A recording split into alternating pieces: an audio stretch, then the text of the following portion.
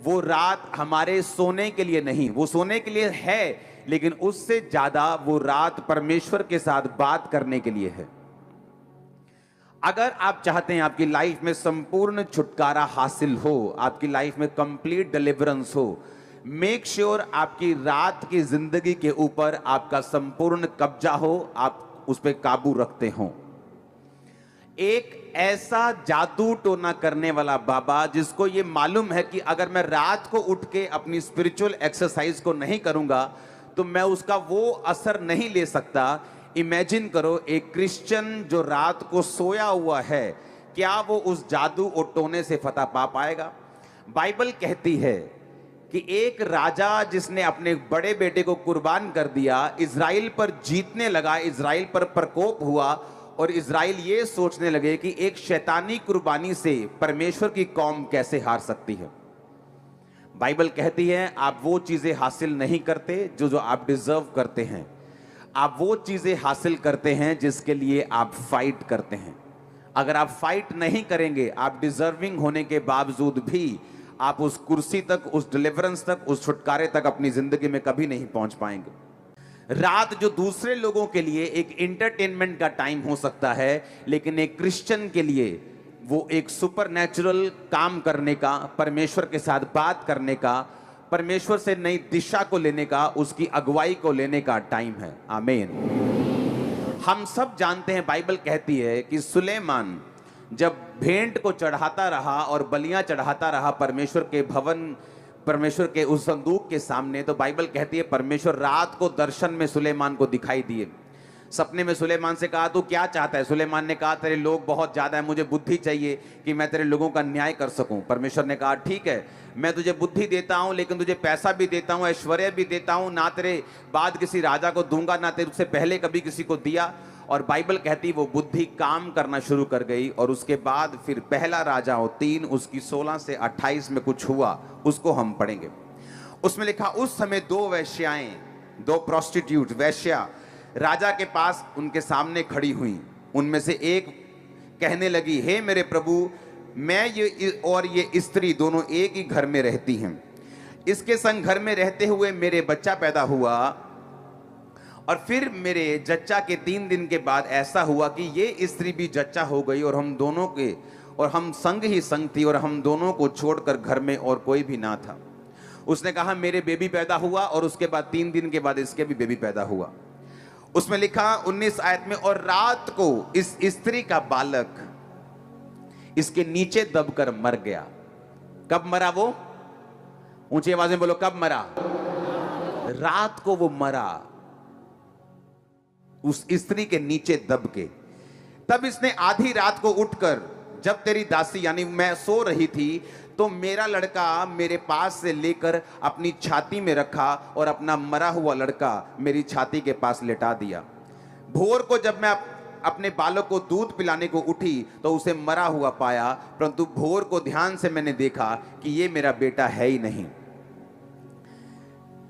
दूसरी स्त्री ने कहा नहीं, जीवित पुत्र मेरा है और मरा हुआ तेरा है। परंतु ये कहती रही नहीं, मरा हुआ मेरा है, मरा हुआ तेरा है, जीवित पुत्र मेरा है। बाइबल कहती है इस तरह वो राजा के सामने बातें करती रही। और राजा ने कहा एक जो कहती है जो जीवित है वही मेरा पुत्र है और मरा हुआ तेरा पुत्र है, और दूसरी कहती नहीं, जो मरा है वह तेरा है, जो जीवित है वो मेरा है। राजा ने कहा मेरे पास तलवार लाओ, और वह एक तलवार राजा के पास लेके आए। तब राजा बोला जीविते बालक को 2 टुकड़े करके आधा इसको और आधा उसको दे दो। तब जीवित बालक जो उसकी असली मां थी, उसका मन पसीज गया और उसने कहा नहीं, ये बालक दूसरी को ही दे दो ताकि वो मर ना जाए। और इससे मालूम हो गया राजा को कि जिस औरत ने कहा है कि नहीं ये दूसरे को दे दो, उसे मालूम होगा कि ये बालक इसी का है। हमने ये स्टोरी बहुत बार टीवी में भी देखी होगी। ये बाइबल की स्टोरी है, ये राजा सुलेमान की स्टोरी है।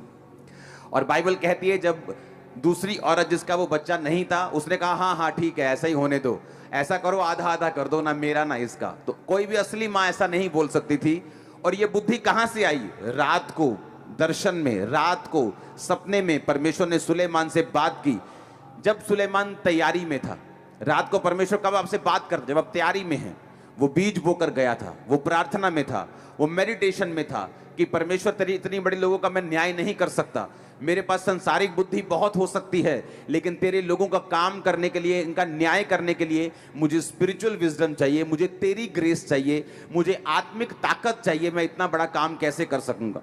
और बाइबल कहती परमेश्वर ने उसको उत्तर दिया। अगर आप यहां पे देखेंगे, दो औरतें जिनका बच्चा आपस में उन्होंने बदला लिया, रात को ही उसका बच्चा मरा, आधी रात को, और जब दूसरी औरत का बच्चा उठाया गया तब वो आधी रात थी। मैंने लोगों की लाइफ्स को, उनकी डेस्टिनीज को, उनकी जिंदगी में जो परमेश्वर की योजना परमेश्वर ने सोची हुई है, आधी रात के अटैक में उन्हें खत्म होते हुए देखा है। लोगों को फोन आता है, मैं रात को सो रहा था, मुझे मैसेज आया कि आपकी दुकान में आग लग गई। मैं आधी रात को सो रहा था, मुझे मेरे फलाने को मैसेज आया, उसको हार्ट अटैक हो गया, वो मर गया रात को ही। आधी रात को मुझे मैसेज आया। डेविल क्या करता है, वो चाहता है कि जब आप अलर्ट नहीं हैं, क्या ऐसा हो सकता है, यहां इतने माएँ बैठी हैं, आपके जितनों के बच्चे हैं, कि आधी रात में आप इतनी गहरी नींद में है कि आपका बच्चा ही कोई उठा के ले गया। यही हाल आज क्रिश्चियन लोगों का है।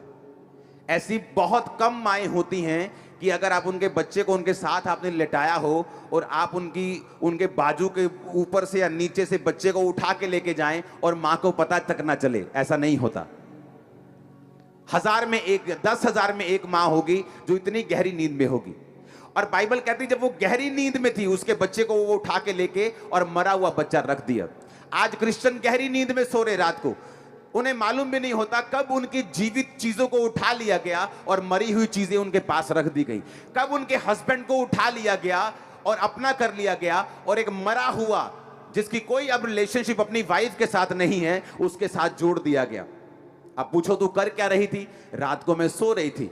ठीक है, अगर रात को तू सो रही थी जबकि तुझे ये मालूम है तू क्रिश्चियन है, और शैतान जो डेस्टिनीज हैं, जो लाइव्स हैं, जो तेरी लाइफ की प्लानिंग्स हैं, योजनाएं हैं, उन्हें रात को एक्सचेंज करने की कोशिश करता है, रात को उन्हें बदलने की कोशिश करता है। पर तू रात को सोई हुई थी, तू क्यों सोई?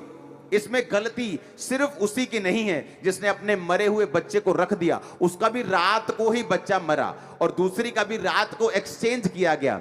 जिन व्यक्तियों को यह मालूम है कि रात एक्सचेंज करने का टाइम है, जो युद्ध, जो लड़ाई आपका परिवार हार चुका है, आपकी मैरिज हार चुकी है, जिस दिन आप रात को उठ जाएंगी प्रेयर के लिए, आप जीत हासिल करेंगे यीशु मसीह के नाम पे। जो फाइनेंस खत्म हो चुका है, जो फाइनेंस टूट चुका है, जो परिवार फिनिश हो चुका है, शैतान ने डेस्टिनी आपकी उठा ली है, आज से फैसला करके जाओ, रात को आऊंगी घुटनों के ऊपर, शैतान को जीवित बच्चा आपका वापस करना पड़ेगा यीशु मसीह के नाम में। मुझे आमीन ऊंचे वाला चाहिए। मैंने कहा मुझे आमीन ऊंचे वाला चाहिए। Hallelujah, hallelujah.